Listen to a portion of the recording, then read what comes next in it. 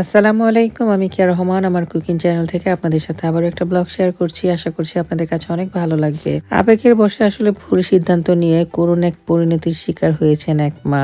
ইতিমধ্যে আসলে এই নিউজটা দেশের বাইরে অন্য দেশে সব জায়গায় ছড়ায় পড়ছে। এই বিষয়টা নিয়ে কেন যেন আমারও কিছু কথা বলতে ইচ্ছা করতেছে, তাই আসলে কথা না বলে পারলাম না। তো যাই হোক, আমরা বের হয়েছি হচ্ছে কেনাকাটার উদ্দেশ্যে। তো কেনাকাটার উদ্দেশ্যে যাচ্ছিলাম আর ভাবলাম যে আজকে একটা ব্লগ শেয়ার করে ফেলি আপনাদের সাথে। আর এই বিষয়টা নিয়ে আসলে কিছু কথা বলি। পরক্রিয়া আসলে আমাদের সমাজে একটা ভাইরাস, এটা আমরা সবাই কম বেশি জানি। এই বিষয়টা আসলে দিন দিন এত পরিমাণে বেড়ে যাইতেছে, এখন তো দেশ ছেড়ে আসলে বিদেশের মাটিতে এই ধরনের সমস্যাটা আসলে দেখা যাইতেছে। প্রতারণা আসলে কখনোই ভালোবাসা হতে পারে না, এর জলজন্ত প্রমাণ হচ্ছে এই ভাইরাল টপিকের যে মেয়েটা আছে, সেই মেয়েটা যে আসলে একটা প্রতারণার শিকার হয়েছে সেটা কিন্তু খুব সহজে বোঝা যাইতেছে। যে পুরুষটা আসলে একটা মহিলার বাস্তবতা জেনে, সে যে একটা বিবাহিত নারী, একজন মা, সবকিছু আসলে জানার পরও তার সাথে সম্পর্কে জড়ায়, সেই পুরুষটাকে আসলে প্রতারক ছাড়া আর কি বা বলা যায়। আর এই ধরনের প্রক্রিয়ার কারণেই কিন্তু সমাজ, সংসার, তারপর হচ্ছে সন্তানদের ভবিষ্যৎ সবকিছুই নষ্ট হয়ে যায়। তাছাড়া আসলে বিদেশে বাজে একটা ব্যাপার আছে, সেটা হচ্ছে ঘরের মধ্যে অন্য পুরুষকে রাখা। এক কথায় বলতে গেলে যেটাকে বলা হয় ব্যাচেলার রাখা। আসলে এমন অনেক মহিলারা আছে যারা আসলে ব্যাচেলার সাথে সম্পর্ক করে আসলে চলে গেছে, এরকম অনেক ইতিহাস আছে। নিজের প্রতি আসলে যদি আত্মবিশ্বাস না থাকে, নিজের ইনকামে নিজের সন্তান স্ত্রীকে যদি লালন পালন না করতে পারেন, তাহলে আসলে স্ত্রী সন্তানকে আসলে দেশে রাখাই উত্তম। আসলে এখন অনেকেই বলবে যে আসলে মেয়েটার পক্ষে কথা বলতেছি, মেয়েটা আসলে প্রতারণার শিকার হইতেছে, এটাই আসলে আমি বারবার বলতে চাইতেছি।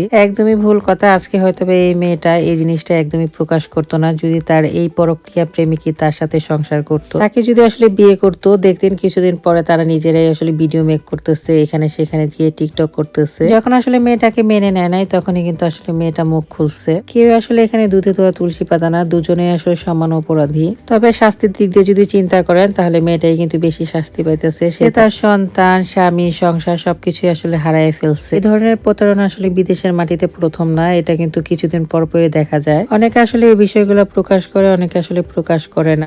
তাছাড়া আসলে কিছু কিছু স্বামীরাও আছে স্ত্রীর সাথে এত নোংরা ব্যবহার করে, এত মুখের ভাষা খারাপ ভাবে কথা বলে, তখন আসলে স্ত্রীরা একেবারে অসহায় হয়ে যায়। কারণ তারা আসলে মা বাপ ছেড়ে এত দূর দেশে কিন্তু আসলে স্বামীর জন্যই চলে আসে। আর সেই স্বামীটাই যখন আসলে মানসিক অশান্তির কারণ হয়ে যায়, আর তখন এই যে ডিপ্রেশনের কারণে কিন্তু এই ধরনের প্রতারকরা সুযোগ পেয়ে যায়, আর তখন কিন্তু এই প্রতারকের চক্রে মেয়েগুলা পড়ে যায়। ব্যাপারটা আসলে অনেক কষ্টের হলেও ব্যাপারটা কিন্তু একদমই সত্য। এইরকম আবেগের বশে আসলে কেউ বিবেক একদমই হারিয়ে ফেলবেন না, এতে আসলে আপনারই কিন্তু ক্ষতি হবে। আর এই ক্ষতির ভাগ আসলে ফেসবুকে লাইভ করে, কান্নাকাটি করে আপনি যত যার কাছেই বিচার দেন না কেন, তাতে আসলে কারোই কিছু আসবেও না, কিছু যাবেও না। কারণ আমাদের বাংলাদেশের আইন কানুন আর বিদেশের আইন কানুন এক না। একটা মেয়ে যখন আসলে মা হয়, তখন আসলে সে প্রচুর পরিমাণে ডিপ্রেশনে থাকে। আর সেই সময়গুলোতে আসলে স্বামীদের উচিত তাদেরকে বেশি বেশি সাপোর্ট করা। একটা মানুষের ঘাড়ে যখন আসলে 2-3টা বাচ্চার দায়িত্ব দিয়ে দেওয়া হয়, তখন কিন্তু সেই মানুষটা এমনিতেই মানসিক রোগী হয়ে যাওয়ার কথা।